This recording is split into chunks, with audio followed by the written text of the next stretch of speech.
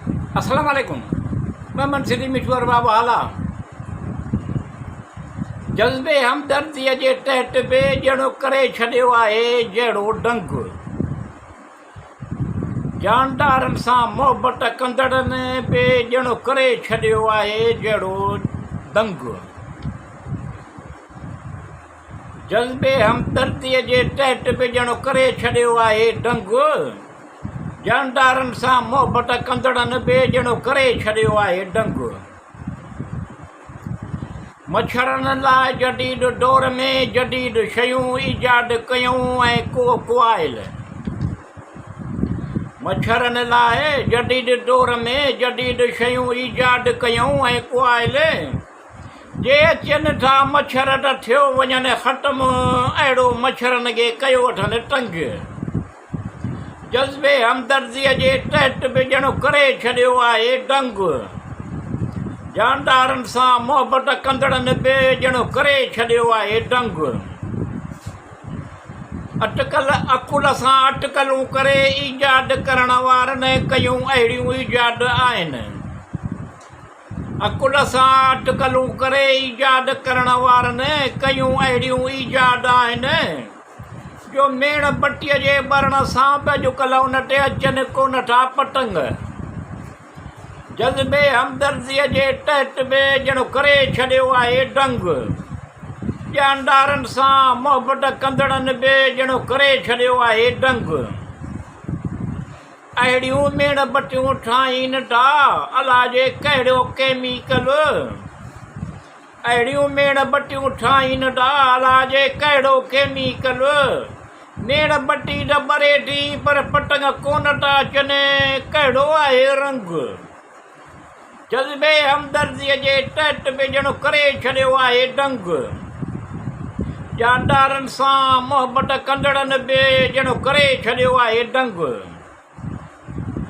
ईजाद कयल शयूं किन खे हलाइनि पिया के ऑटोमेटिक हलनि पिया।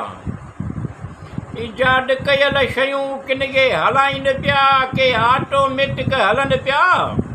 शमसी तवानाईअ मां सोलर सिस्टम एजा ईजाद कयूं कीअं जहिड़ो कंग। वाह। जज़्बे हमदर्दीअ जे तहत बि ॼणो करे छॾियो आहे डंग। जानदारनि सां मोहबत कंदड़नि बि ॼणो करे छॾियो आहे डंग। इस्तेमालु कंदा आहिनि कंप्यूटर जदीद मोबाइल फ़ोन ते। इस्तेमालु कंदा आहिनि कंप्यूटर जदीद मोबाइल फ़ोन, फेसबुक, सोशल समाजी वेबसाइट संग।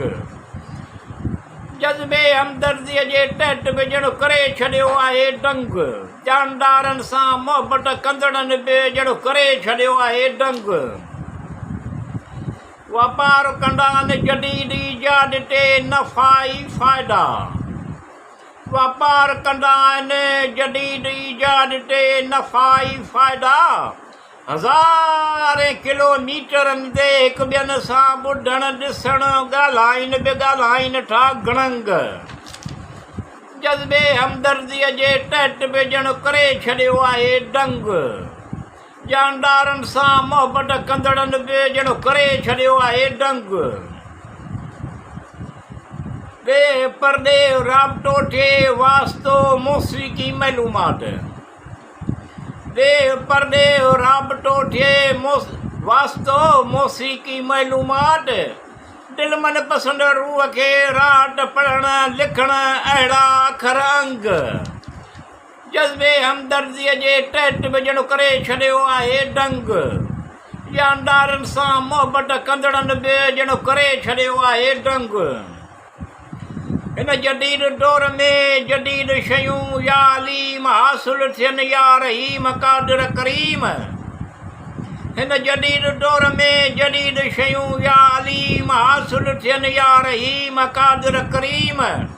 मिठूअ जा सभिनी नेक मतिलब मक़सद तूं ॼाणी थो, तूं ई पुॼाए पुॼनि टोटे आहे नंग।